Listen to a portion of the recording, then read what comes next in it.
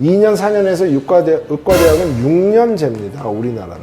의학사를 취득하면 국가고시를 볼 수 있어요. 의사 자격증을 딴 사람만이 인턴 과정을 들어갈 수가 있습니다. 전공이 과정에 들어갑니다. 몇 년? 4년.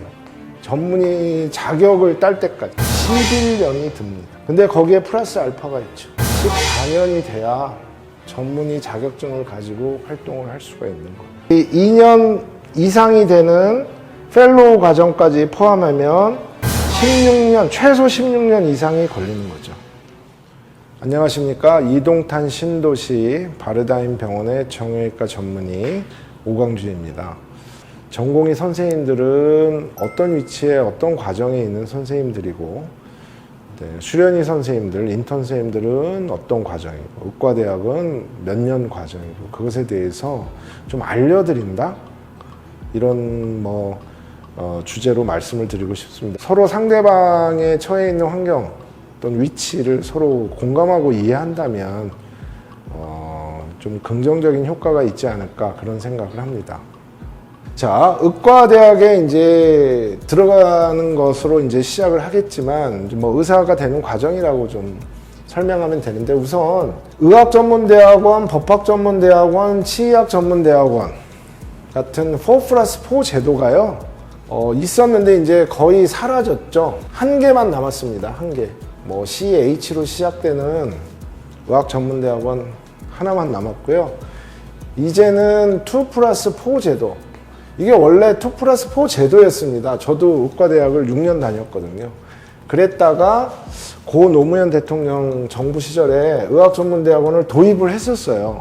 근데 그것이 다 원래 2+4 제도로 회귀를 했습니다.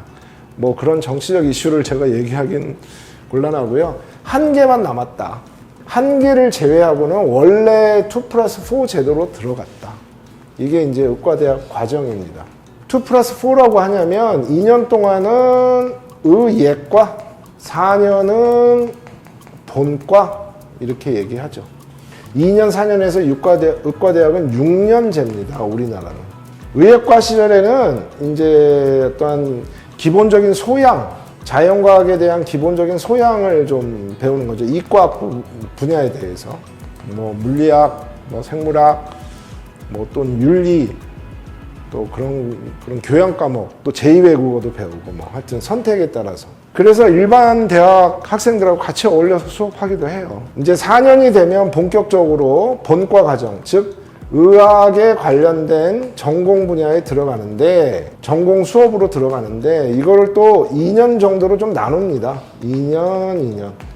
물론 커리큘럼에 따라 좀 다를 수 있는데, 2년 동안은 기초의학, 나머지 2년은 임상의학. 대개 본과 3학년 때쯤, 그러니까 요때죠. 3학년 때 이제 실습을 돈다, 이런 얘기도 하죠. 그 임상의학은 뭐겠어요? 내과, 외과, 산부인과, 소아과. 그 임상의학을 배우는 과정입니다. 이 4년을 다시 세분화하면 어찌됐건 간에 6년 동안 의과대학을 과정을 밟으면 의학사를 취득하는 겁니다. 의학사를 취득하면 국가고시를 볼 수 있어요. 의사 국가고시. 그러니까 의사 국가고시를 보려면 반드시 의과대학을 졸업해야 되거든요. 그게 의학사 자격증을 취득한 사람만이 지원할 수 있습니다. 의과대학에 통과했다. 그러면 의사 자격증이 나옵니다. 그런데 이때는 전문의가 아니에요. 그래서 우리가 상대적으로 일반의 또는 일반 의사 이렇게 얘기합니다. 물론 의사니까 개업은 할 수 있어요. 모든 과를 다 볼 수 있어요. 근데 아무래도 전문 자격증을 갖추기 전이니까 세밀하게 보기는 어렵겠죠. 의사 자격증을 딴 사람만이 인턴 과정을 들어갈 수가 있습니다.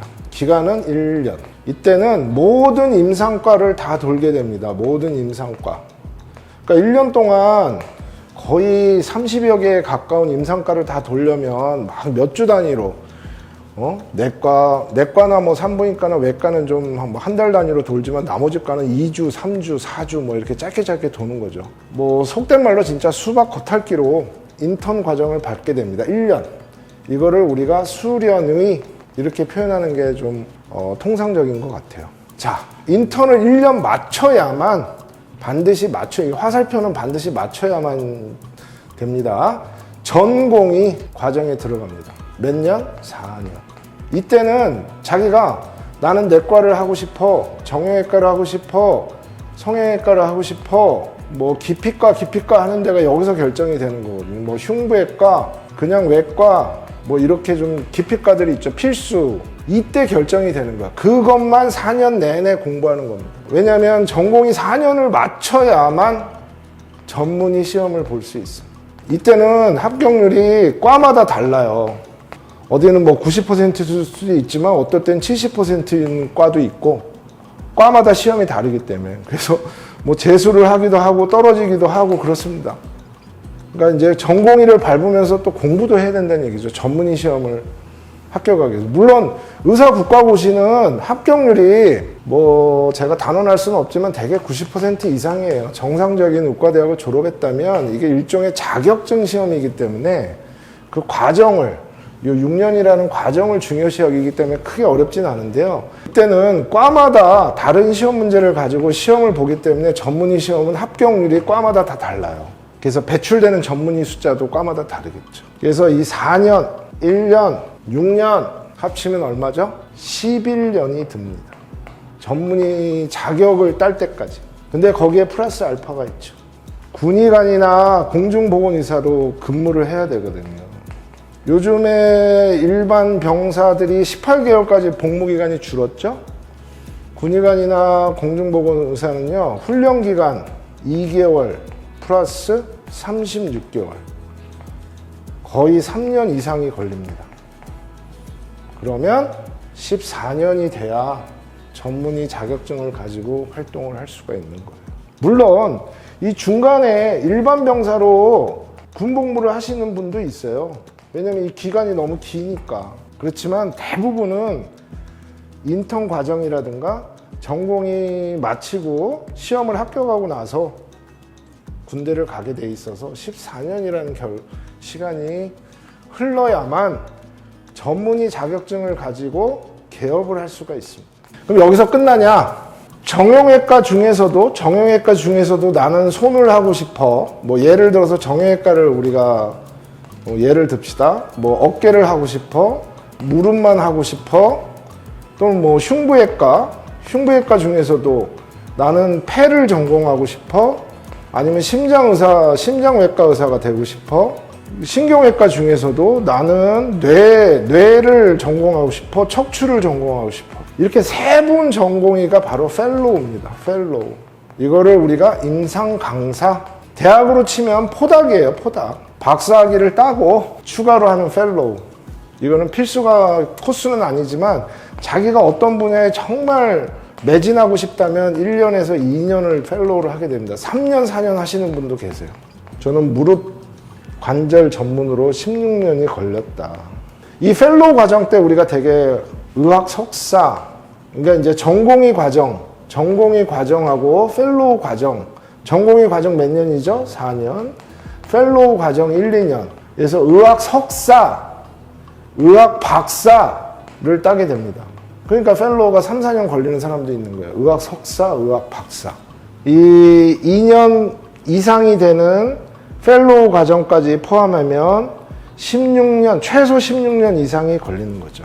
그런데 물론 여기는 이제 국방의 의무가 있는 남성 기준으로 군 복무를 이제 갔다 오는 그런 기간까지 합쳐서 이 정도 걸리는 겁니다.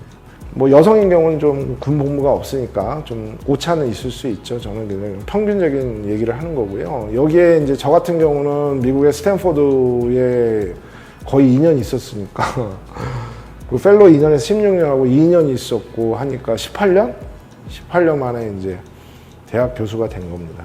우리나라는 이제 대학에 들어가면 공부를 더, 외국 대학은 대학에 들어가면 공부를 더 많이 하게 되는데 우리나라는 약간 대학에 들어가면 이제는 뭐 입시 지옥에서 끝났다라고 생각하시는 것이 있지만 의사가 되는 과정은 대학에 들어감으로써 더 길고 험하다. 일반 의사, 수련 의사, 인턴이죠. 전문의사, 전공의 전문의사.